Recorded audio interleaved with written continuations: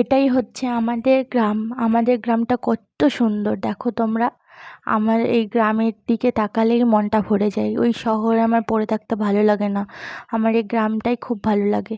দেখো চারিদিকে কত সুন্দর মাঠ, এত সুন্দর মাঠের দিকে সবাই যাচ্ছে, কেউ কারো কাজে যাচ্ছে, কেউ ঘুরতে যাচ্ছে। তার মধ্যে আমার বোনের আবার চোখে অ্যালার্জি হয়ে গেছে, ভীষণ চুলকাচ্ছিল। দিয়ে আমি আবার ওকে নিয়ে এলাম ডাক্তার দেখাতে। দিয়ে ডাক্তার ফাক্তার দেখিয়ে ওর আবার হচ্ছে অনেক জায়গায় দেখাতে হলো বারবার করে, ভীষণ ওর শরীরটা খারাপ করছিল। দিয়ে ওখান থেকে বাড়ি যাবার পথে বোন বলল, দিদি আমি অনেক দিন বিরিয়ানি খাইনি, একটু খাওয়াবি? আমি বললাম ঠিক আছে চল।